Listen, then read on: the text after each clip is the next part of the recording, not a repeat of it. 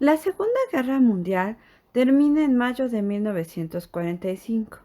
Para ese momento, Vasil Kandinsky ya había muerto. Él se mudó a Francia y adquirió la ciudadanía francesa en 1939. Al final de la guerra, Walter Gropius y la Bauhaus estaban en Estados Unidos. Él fallece a los 86 años en 1969. En agosto de 1948, Pablo Picasso estaba viviendo con su novia, Françoise Gillot, en Francia. En 1941, Henri Matisse enferma y queda en silla de ruedas. En esta etapa de su vida, se enfoca a pintar con tijeras, que es collage. Así pues, la Bauhaus en Chicago, los antecedentes del arte de vanguardias y la respuesta contra el arte obediente alemán dan lugar al expresionismo abstracto, que se considera como genuinamente estadounidense. Representa la libertad, los procesos individualistas y las búsquedas personales. Por lo tanto, se valora la materialidad del cuadro, que son pigmentos, soportes, tipos de telas, tablas, superficies, murales, que dan sustento a la obra. Se potencia el proceso artístico, siendo la pintura la prueba documental del mismo. Aquí, la improvisación forma parte de la creación y el artista entra en contacto consigo mismo. Los artistas de este movimiento rechazan el nombre expresionismo abstracto, ya que la obra no es necesariamente abstracta y no tiene nada que ver con el expresionismo alemán. Jackson Pollock lo describe como action painting.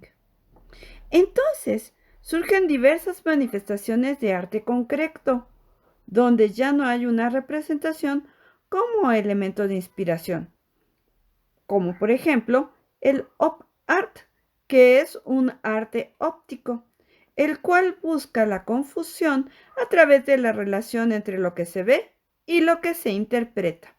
De estos artistas destaca Victor Vasarely, que es relevante mencionar. En esta corriente no se busca la relación emocional, pero sí una participación activa del espectador a través de la vista. Otra manifestación artística de la época fue el pop art, oponiéndose al arte para pocos como en el expresionismo abstracto de Jasper Johns. El pop art busca llegar a la cultura de masas y al igual que el op art se destaca la inexpresión y la impersonalidad del objeto. En esta corriente se presenta la apropiación como parte de la obra de arte, cosa que ya se hacía en el dadaísmo, por lo que también se le conoce como neodada. En 1960, Andy Warhol compra una bombilla de Jasper Johns. Inspirado en ello, trata de ir más allá de la representación realista del objeto. Intenta manifestar cómo lo percibimos, etiquetamos y clasificamos en un amplio contexto cultural. Esto establece una ruptura entre el expresionismo abstracto y el pop art y hace a Jasper Johns elitista, ya que se centra en lo que uno sabe, en sus procesos cognitivos. Es decir, que el que no sabe nada, no ve nada. Mientras que Andy Warhol observa que los ricos compran esencialmente las mismas cosas que los pobres. Puedes ver en la tele un anuncio del presidente o de Liz Taylor bebiendo Coca-Cola y pensar que tú también bebes Coca-Cola.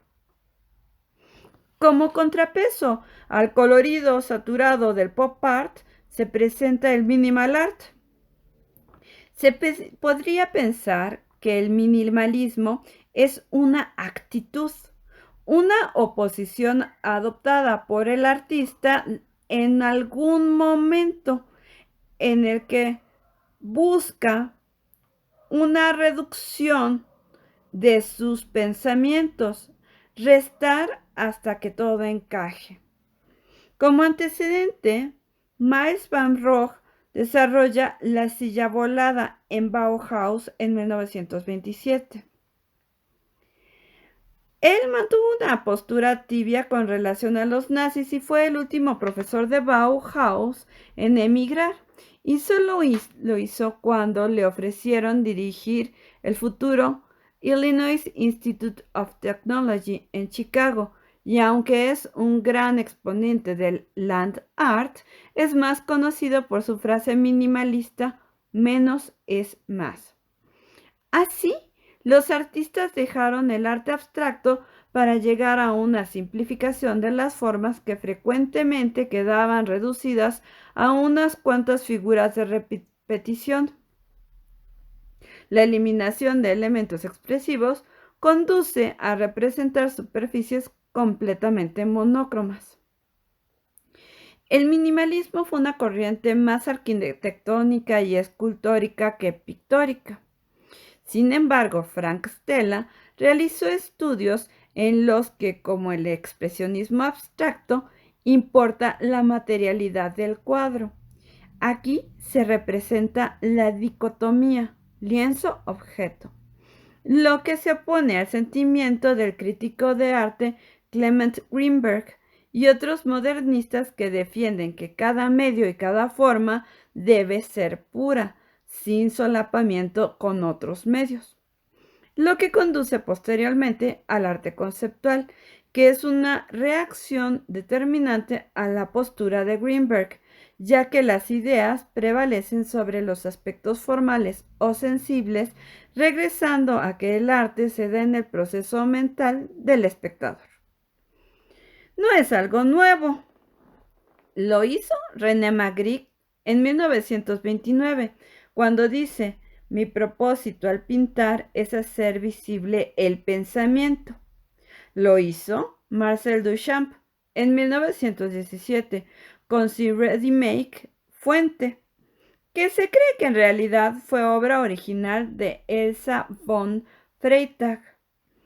El arte conceptual contrasta a lo expresivo formal y al sentimiento, valorando al concepto o la idea.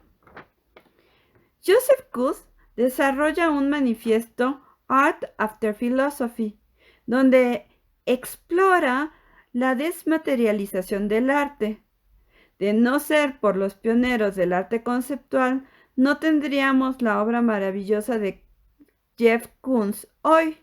Sin embargo, algo tiene el arte conceptual, es que puede llegar a ser provocativo y perturbador, como lo muestra Yoko Ono en su Season of Glass, y otras obras como las de Land Art, que en general es arte conceptual interviniendo el espacio de manera artística, tal como lo hizo Robert Smithson en 1960 con su Spiral Jetty.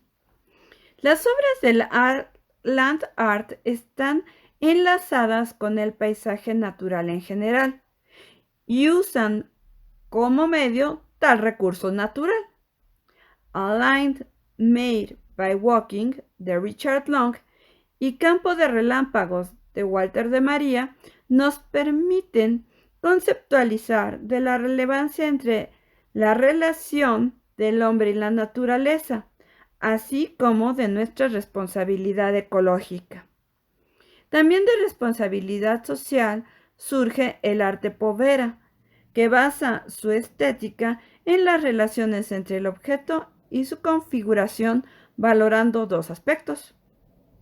Por un lado, los procedimientos, entendiendo los procesos de fabricación y manipulación, y por otro, el material. Este movimiento se opone al arte de consumo como el pop art, reivindicando un arte antimercantilista. Entre ellos, sus representantes destaca Miguel Ángelo Pistoletto, quien ha creado una teoría de cómo la democracia, la religión, el arte y la ciencia deben reinventarse para responder a los desafíos que enfrentan. Su teoría se llama demopraxia, o más bien demopráctica.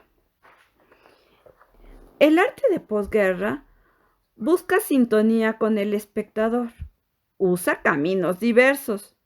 De manera general, se opone a la representación realista y al arte cumpliendo la función decorativa, ornamental y utilitaria de la ilustración. Conduce a que el artista utilice sus recursos y talentos para promover la reflexión.